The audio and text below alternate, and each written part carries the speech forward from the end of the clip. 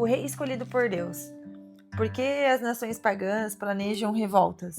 Por que os povos fazem planos tão tolos?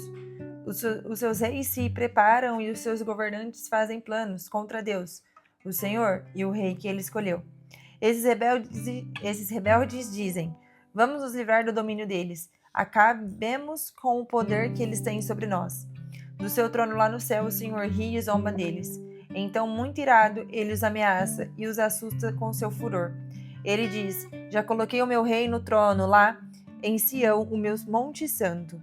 O rei diz: anunciarei o que o Senhor afirmou. O Senhor me disse: você é meu filho, hoje eu me tornei seu pai. Peça e eu lhe darei todas as nações, o mundo inteiro será teu. Como uma barra de ferro você as quebrará e as fará em pedaços como se fosse potes de barro. Agora escutem, ó reis, prestem atenção, autoridades. Adorem o Senhor com temor, tremam e se ajoelhem diante dele. Senão, ele ficará irado logo e vocês morrerão. Felizes são aqueles que buscam a proteção de Deus. É isso aí, sejam bem-vindos a mais um vídeo aqui, Salmoterapia. Mostra o livro pro pessoal aí. Para você que está chegando agora, nós estamos fazendo um devocional aqui desse livro incrível do pastor Dr. Jonatas Leônio. Se você quiser, tem na descrição aí também. Se você quiser participar do nosso grupo devocional, para você não esquecer de fazer seu devocional, tem também na descrição. Sim.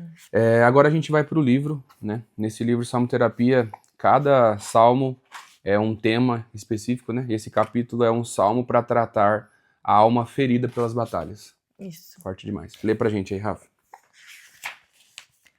Todos nós travamos guerras, mesmo se ainda não as percebemos. Davi foi o mais notável dos reis de Israel, e como tal precisou lidar com a fúria dos inimigos. As batalhas desse rei, diferentemente daquelas que a maioria de nós experimenta, creio eu, eram guerras geopolíticas por domínio, poder e território. Porém, este, apesar de, como todos os 30 salmos expostos nesse livro, ser um salmo davídico, que remete a uma circunstância de sua vida, provavelmente relacionado ao momento da sua coroação e a uma tentativa de conspiração de inimigos para tirar o rei ungido de Deus do seu trono, é também, sobretudo, um salmo messiânico. Há inclusive inúmeras referências a esse salmo no Novo Testamento, quando se fala acerca do verdadeiro ungido de Deus, Jesus Cristo. No salmo em destaque, Davi tem sua vida envolvida na história de Cristo, o que talvez seja o clímax da trajetória humana na Terra, com o objetivo de mostrar como Deus responde à fúria do mundo contra o ungido de Deus, e como nós nos posicionamos diante de batalhas espirituais. Nós, assim como Davi, também estamos em guerra. Algumas nós vemos, outras tantas não. Uma guerra está posta sobre nós e em nós, e sim, há um inimigo que verdadeiramente está enfurecido conosco. Ele conspira contra nós de dia e de noite, e precisamos nos preparar para as batalhas. Esse salmo vai nos mostrar como Deus lida e como devemos lidar com essa batalha, e com as feridas que ela deixa. Assim como o anterior, o Salmo 2 pode ser dividido em 3 partes, como veremos a seguir. Parte 1. A fúria do mundo e o sorriso de Deus. Longe de qualquer teoria inventada na era da internet, a Bíblia nos ensina que há uma conspiração maligna neste mundo para se opor ao governo e à vontade de Deus. Uma fúria incessante e uma batalha pelo nosso coração estão instaladas. Armadilhas e ciladas serão constantemente preparadas pelo diabo. Mas o que o Salmo nos ensina é que todos estes estratagemas serão inúteis, porque se amotinam as nações e os povos tramam em vão, Deus está em um lugar inacessível aos inimigos, porque ele não tem rivais ou adversários à altura. Deus ri, do seu trono nos céus, o Senhor pôs-se a rir e caçoar deles. Dos ataques malignos, pois não há disputa entre ele e o mal. Deus está em um lugar inacessível a isso. Jesus nos advertiu dizendo que no mundo teríamos aflições, mas que deveríamos ter ânimo, pois ele venceu o mundo. João 16:33. Isso porque Jesus não tem oposição à altura. Na batalha contra o mundo, nosso maior desafio não é vencê-lo, pois Cristo já o fez, mas é manter o ânimo. Dessa forma, penso que talvez grande parte do nosso esforço deva ser em manter nosso ânimo nutrido, contemplando a vitória que vence o mundo, nossa fé na obra de Cristo. Como é comum nos afligirmos e chegarmos a pensar que Deus perdeu o controle diante de batalhas que enfrentamos contra o mal. Mas a realidade é que Deus está no seu trono, governando de forma suprema. O mal não pode atingi-lo ou ameaçá-lo. A batalha contra o mundo já está ganha. Parte 2. A resposta de Deus para o mundo furioso é um rei. Mas qual a resposta de Deus para a fúria deste mundo? A resposta divina para um mundo furioso e em guerra é um rei, gerado de Deus, um filho. Eu mesmo estabeleci o meu rei em Sião, no meu santo monte. Proclamarei o decreto do Senhor. Ele me disse: Tu és meu filho, e hoje eu te gerei. A graça de Deus responde aos governos falhos dos homens, nos dando um rei gerado dele e nele, para governar a humanidade. Talvez por isso haja tanta confusão ao redor de toda a história da humanidade, quando o assunto é política, pois no íntimo todos ansiamos por um rei enviado pelo próprio Deus. Jesus é esse rei que tanto desejamos e esperamos. Mas quem somos nós nesse salmo? Penso que somos as nações que eram distantes e inimigas por natureza, mas que foram prometidas a ele como herança. Nós somos os que estavam perdidos nos confins da terra. Antes dele, éramos afastados de Deus, mas por causa da bondade desse rei, fomos aproximados. Pede-me, e te darei as nações como herança, e os confins da terra como tua propriedade. Esse é o meu testemunho. Eu já estive tão longe de Deus que jamais conseguiria alcançá-lo por meu braço. Nem desejá-lo eu desejava, mas ele me quis como propriedade dele, quando ninguém mais assim faria.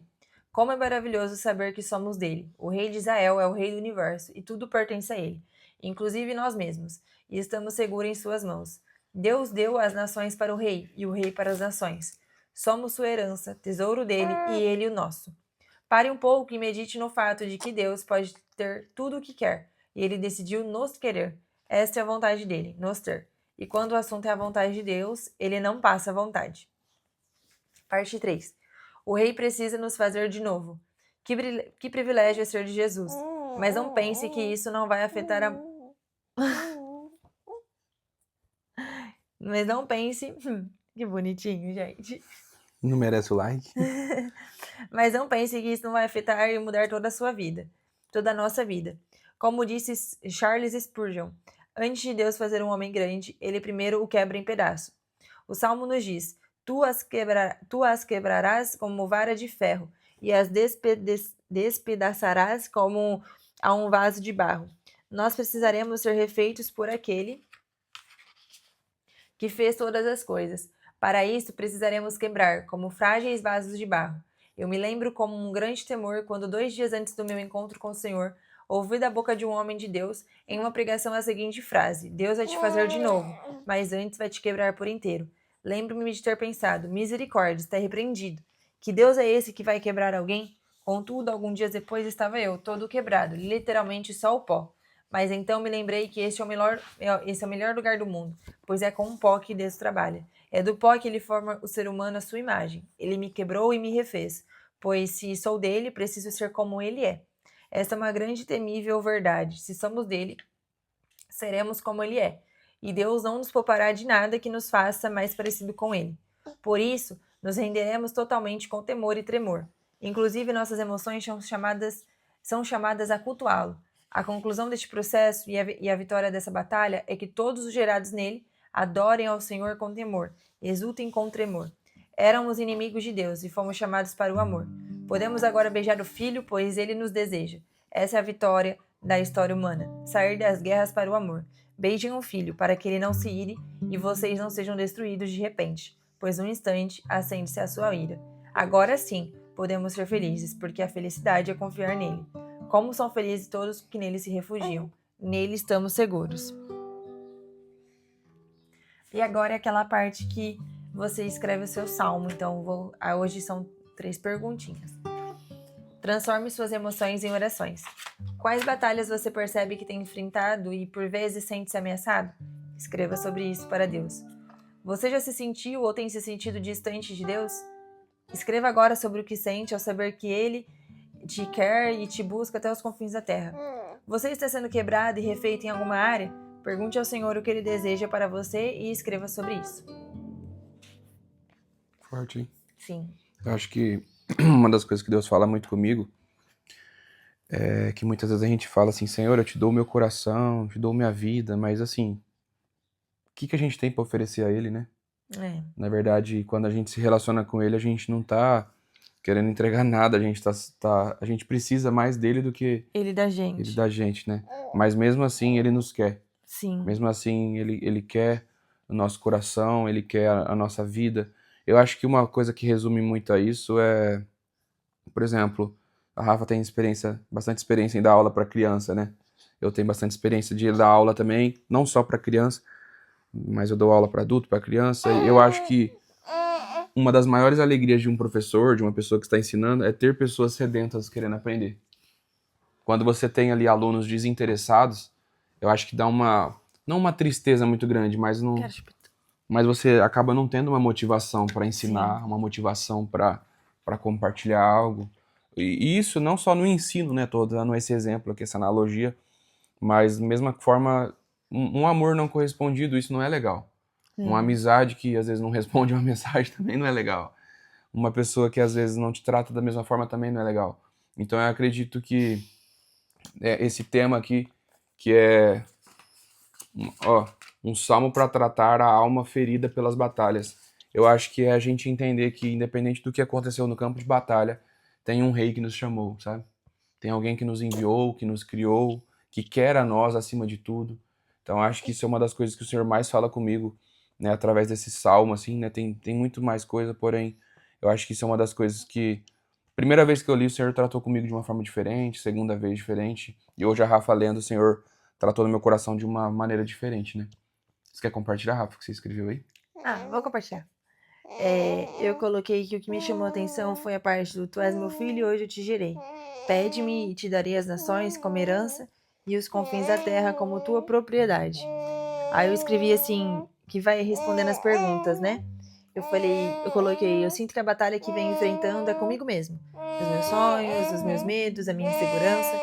Eu tenho me sentido distante e às vezes com vergonha de me aproximar. Ô, gente. Acredito que eu estou sendo quebrada em todas as áreas da minha vida, para assim ser moldada como Cristo deseja.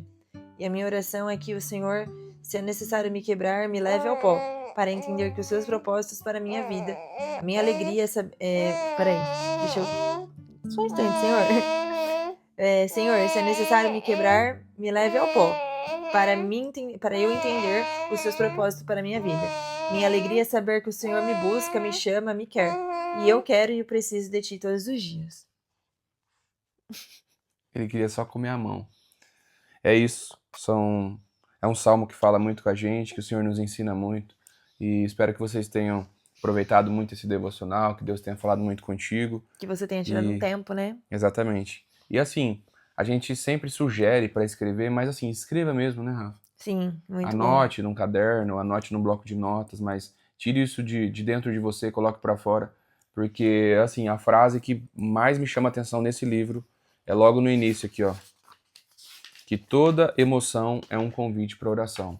Então eu acredito que todo momento, toda dificuldade que você passa, toda essa angústia, enfim, independente se seja a infelicidade, igual nós falamos ontem, a alma ferida pelas batalhas, e amanhã vai ter um outro devocional também, que eu não vou dar spoiler, mas independente de todas as dores que você sinta, todas as dificuldades que você sinta, tudo isso é o Senhor te convidando para um relacionamento mais próximo com Ele. Sim. Sabe, para uma vida constante junto com Ele.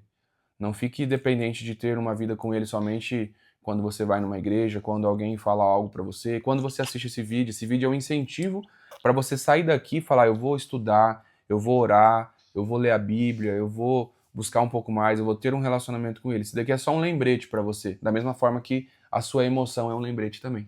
Sim, e se necessário, né, peça pro Senhor, igual foi falando aqui hoje, te levar ao pó, né?